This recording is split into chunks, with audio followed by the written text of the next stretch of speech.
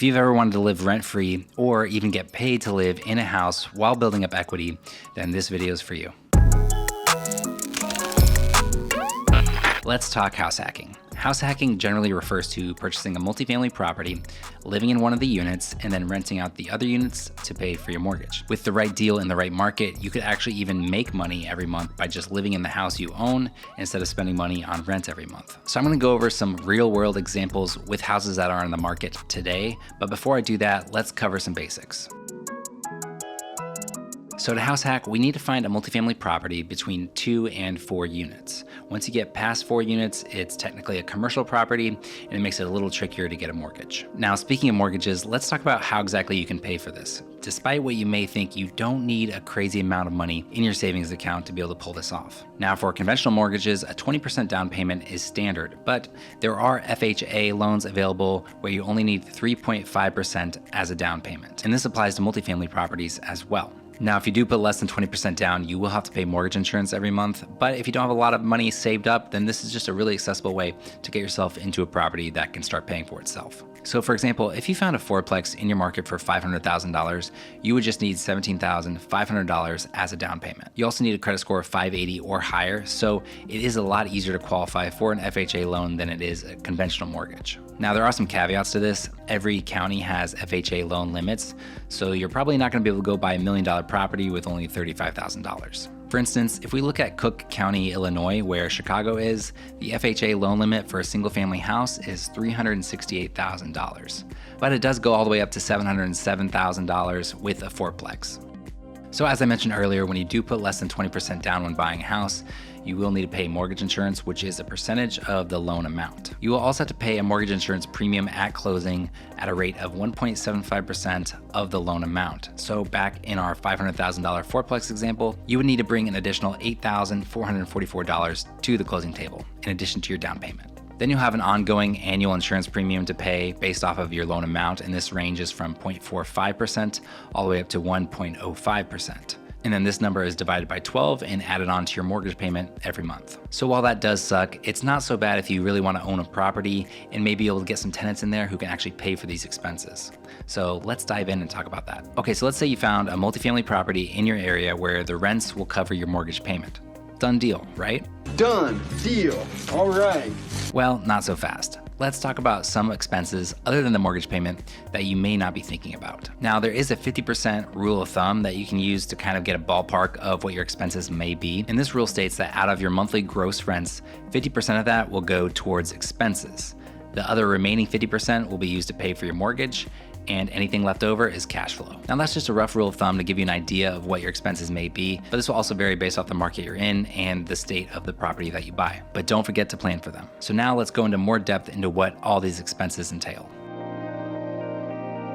Many multifamily properties have separate meters for each unit for electricity, water, gas, etc., but others may not. This means you may have to pay an arm and a leg to get each unit on its own meter, or you may have to pay for everything as a landlord and then charge your tenants every month. Now, I'm using Chicago as an example in this video, and what I most often see is separate meters for electricity and gas, and water is covered by the landlord, but it's generally not a huge amount. Chances are when buying a multifamily property, there may be some deferred maintenance that you need to tend to up front. So if there is, make sure you have enough in your savings to pay for the repairs and get high quality tenants in there as soon as possible. Even if there isn't deferred maintenance, you want to set aside about 10% of your gross monthly rents for when repairs are needed, because they will be needed and you need to have money to keep your tenants happy and your property in good condition.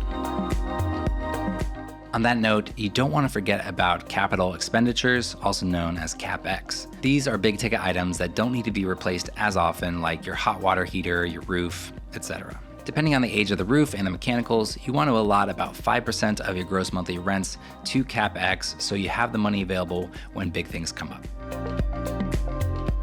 In a perfect world, all of your units would be rented out 12 months out of the year with tenants paying on time every time. But this is a far from perfect world, and that's just not going to happen. Once a tenant moves out, at the very least, you're gonna have to paint, patch some drywall, fix the toilet, whatever. So there'll be some turnover time in between tenants. So at the very least, you wanna assume about 10% of the gross monthly rents will cover the times the units are vacant. Now, maybe the idea of being a landlord doesn't excite you. Maybe you don't plan on living in the property for more than a year, and so you want a management company to take care of the day-to-day things after you move out. In this case, you should set aside 10% of the gross monthly rents for property management. Maybe you're lucky enough to live in a state with low or no property taxes, but in many areas of the country, high property taxes can really kill a deal. You want to make sure to account for property taxes in your estimated mortgage payment if it isn't already calculated for you. So as you can see, it's not as simple as making sure that your mortgage payment is covered. There are a lot of other expenses that really add up, and you want to make sure to account for that before you jump into a deal. So real estate is very localized and every market is going to be a little different. In some cities, you may find there are a lot of multifamily properties in great neighborhoods that demand a high rent rate. In other cities, you may not have a lot of multifamily properties in neighborhoods that you want to live in or that demand high enough rents relative to the price of the property. But there are a few other ways you can try to house hack if your market allows for it. One way would be to rent out the spare bedrooms of a single family home. Now, this probably works best in a big city where the rents are really expensive, or like in a college town where a lot of people just don't really care about sharing a house with other people. But this probably only works best if you are single and okay with sharing common areas with strangers. You may also be able to find something like a duplex and live in one side, and then instead of finding a long-term tenant for the other side, put it on a short-term rental site like Airbnb. So with a little bit more investment and involvement on your part, you could charge more and potentially make more than you would with a long-term tenant. Also, in some cities, having an ADU or an accessory dwelling unit on your property is pretty common, like a coach house or a guest house. In Portland, Oregon, for instance, I've seen a ton of single-family homes that have an ADU or an income-generating unit of some sort for sale with the main house. Okay, so I'm gonna check out the Chicago area on Zillow for multifamily properties to give you an idea of how I go about looking for a house to house hack. And if you've seen my recent videos where I talk about how much I pay in rent, the thought of paying zero or at least very little in rent every month is very enchanting to me. And so I may not find a deal in Chicago that can completely cover the mortgage and expenses, but if I can find a nice unit to live in a nice neighborhood for less than $1,000 out of pocket every month, that'd be amazing. Now, Illinois has plenty of problems, and like California, a lot of people are leaving the state. One of the main negative things about living in Illinois is the high property tax rate. This can really limit your buying power. So if we take a look at Cook County, it has a property tax rate of 2.12%, which means every year you're paying 2.12% of the assessed value of your home in property taxes. This can easily add $1,000 to your mortgage payment, depending on the value of your home.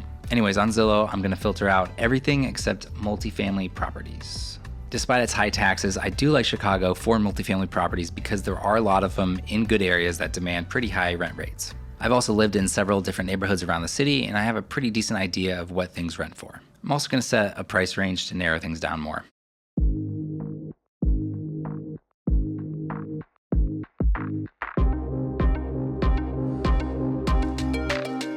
Okay, so here we have a nice little 2-flat, also known as a duplex to the rest of the US. So here with the estimated payment, it is accounting for property taxes, but it's also assuming that we'd be putting 20% down as a down payment.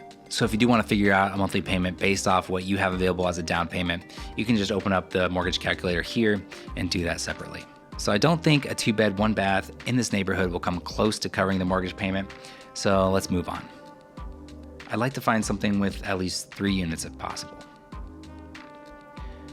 Okay, here's the 3-unit property. Let's see. Each unit is 2 bedrooms, so that's good. And honestly, it looks pretty nice. Now, I'm not entirely sure what a 2-bedroom rents for in Lincoln Square.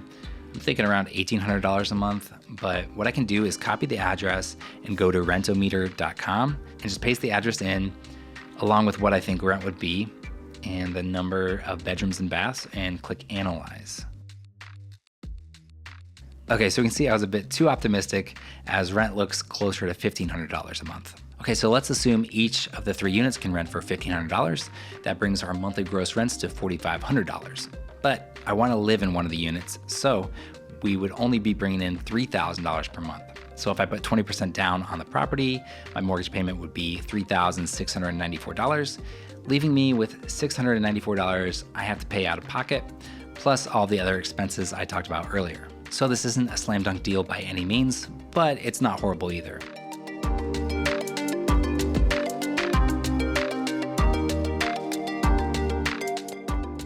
Okay, so here's one in Bucktown. It looks like there's 2 legal units and probably an unpermitted garden unit. That's pretty common in Chicago. It also looks really small. These bedrooms are only 7 feet wide, which is really cramped. But it is a good area, and I bet a 2-bedroom like this could rent for $1,700 or so. Let's check Rent-A-Meter and see. Ooh, right on the money.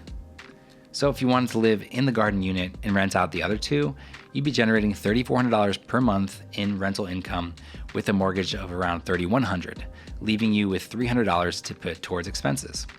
So I'm sure you'd still be spending some out of pocket for things that come up, but your mortgage would essentially be covered by the other two tenants, and you'd be building equity in a property in a great part of town. Okay, now just to give you an idea of another market, I'm gonna pull up my hometown of Indianapolis, Indiana. Here, I just found a duplex that went on sale for $269,000. They even mentioned house hacking in the description. So this listing is pretty incomplete. I don't know how many beds and baths, and I mean, it looks like a 2-bed, 1-bath per unit, maybe more. I would guess probably around $1,000 per month or so. I'm actually just gonna type in the address for one of the sides of the duplex in Zillow and see if I can pull up maybe a rental listing. Yeah, here we can see it was listed for rent for $1,000 per month, just like I thought it would be. And with an estimated mortgage of $1,217 per month, you're still paying $200 per month plus expenses to live there. But if you can afford the down payment and you like the area, it's really not a horrible investment. Plus, you can probably negotiate the sales price down a little bit and try to make the numbers work a little bit better. You'll likely find that the numbers will work better when you have 3 to 4 units in a property. This also helps with vacancy, so when one tenant leaves, you still have 1 or 2 others that are paying you monthly. If it was just a duplex and the tenant left, then that unit's sitting empty and you're stuck with the mortgage payment all on your own. So once you identify a potential property that passes the sniff test, meaning it's in a neighborhood you want to live in and it can cover your expenses, then you want to see what repairs, if any, are needed. You want to have a good idea of how old the mechanicals are, so if you're going to need to replace the hot water heater in a year, you're going to need to set aside some savings for that. If everything looks good and the numbers make sense, you can get pre-approved for a mortgage and be well on your way to living rent-free. Well, I hope this video gets you thinking about utilizing real estate not only as a primary home, but also as a way to save money every month while also building up equity. House hacking is a really accessible way to get your foot in the door with owning an income-generating asset like a multifamily property, but just be aware of all the expenses involved outside of the mortgage so you don't get in over your head and buy something that you can't actually afford. Do me a favor, hit that thumbs up button on this video if you enjoyed it. Consider subscribing if you haven't already, and I will see you guys in the next video. Bye.